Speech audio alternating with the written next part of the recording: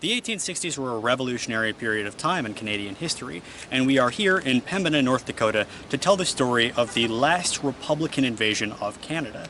And I think it's a fascinating history because of a series of concurrent revolutions happening side by side.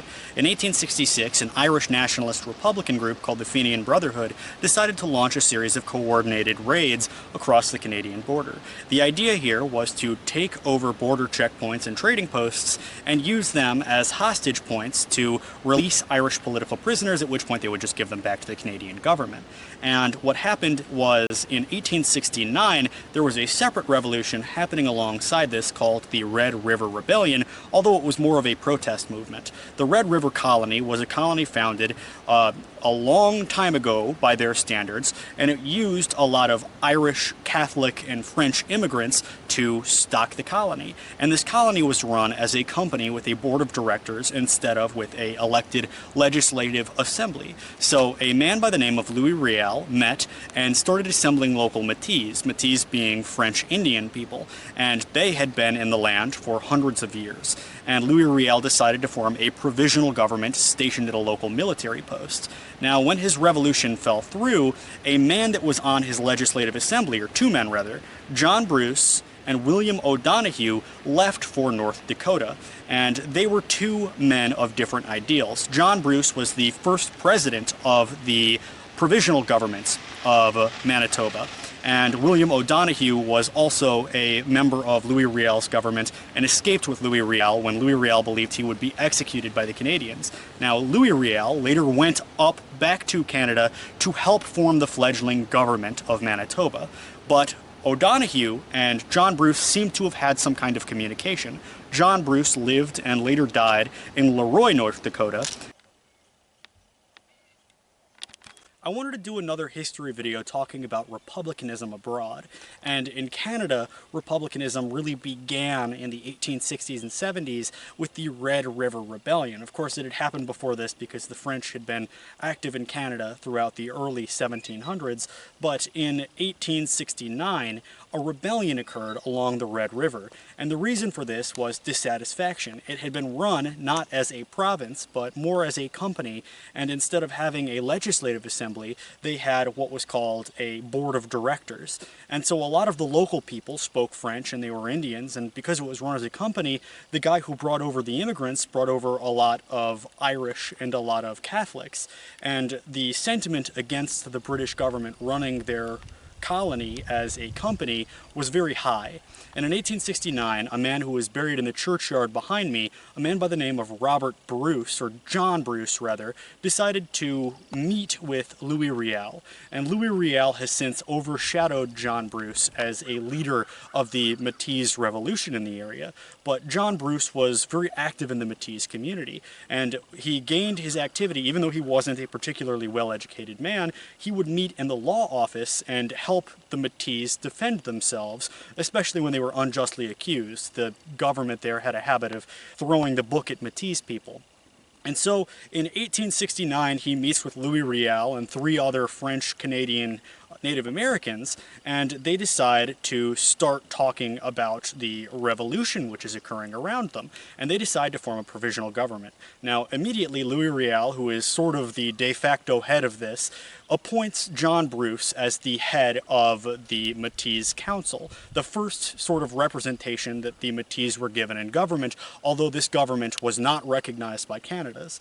And shortly after this, when they formed the provisional government of Winnipeg, they decided to make John Bruce the head of it, and this was in early December. Now, John Bruce seems to have been dissatisfied with the political aims of this revolution. John Bruce more hinted at the idea that he wanted America to annex them. So by December 27th, he quit his post and remained active in the Metis community. Louis Riel became the head of the provisional government, replacing John Bruce, and John Bruce eventually in 1871 came down here because after the arrival of an expeditionary force by the Canadian government, any Metis was a target, and people who were entering Fort Garry, which was the provisional headquarters of the government, were being killed left and right. So John Bruce comes down to Leroy, North Dakota, and remember, this is a sizable Irish Catholic community, many of them coming from Ireland, and he starts taking an active roll with these groups who want to invade Canada. At the time, the Fenian raids were happening, and we're going to go to Pembina next to explore the history of the Fenian raids. And in 1879, a man named O'Donoghue comes through and aids. There is some evidence to say, although no proof, that if O'Donoghue were to launch his 1878 raid into Canada, then a lot of the Metis would have supported him.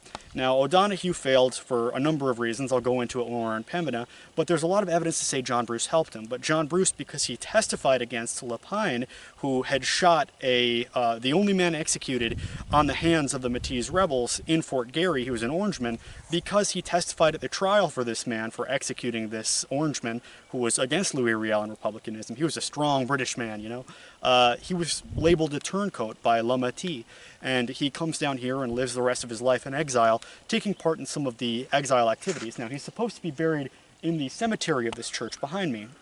Although I wasn't able to find anything to do with him, specifically I found a whole lot to do with other Metis. I saw the Metis flag on some of the graves, and I saw a reference to the fact that a lot of the graves are unmarked, as well as some people in the Bruce family. And John Bruce's history was that of the first president of this provisional government, and he later abandoned his post after only a month in that position because he hinted that he wanted America to annex the place. He wanted America to annex Manitoba. And when O'Donoghue came through here, it was in 1871 at 7 a.m., and he had 33 lightly armed Irish nationalists along with a number of Metis people. And he assembled along the riverbanks here in the town of Pembina to attack the border control point. Now, what is an odd twist of history is that this was a Hudson's Bay control point, a Hudson's Bay post, and he captured it, and one man was taken hostage. This was by 11 a.m. However, this Hudson's Bay post, ironically, was within the United States. The border hadn't been agreed upon yet. Quickly, a Canadian force came down and arrested them and paraded these men through the streets of Pembina. And O'Donoghue actually escaped north, but because Louis Riel had signed an agreement with the Winnipeg government to ally against the Irish invaders, a group of armed Metis captured Louis Riel, or captured O'Donoghue, and sent him back to American authorities. And O'Donoghue's history is fascinating because after he left the Louis Riel government in exile with him, of course Louis Riel went back, and O'Donoghue tried to form a deal with the American government, and he said, hey, I want to annex Canada, and the Red River Rebellion is a perfect pretext. Now, the U.S. government said, absolutely not, we don't need any more engagements. The Fenian Brotherhood, he went to them second, and they said, absolutely not, we don't see any need to, because we're not a French Indian group, we're an Irish group. But they did see the need of supplying him with weapons because he was able to make the case that the Metis would join him in forming a republic within Canada. Now, everything fell through, and William O'Donoghue died in the 1800s, late 1800s, in Minnesota. And John Bruce died in Leroy, North Dakota, and they are both buried in probably unmarked graves.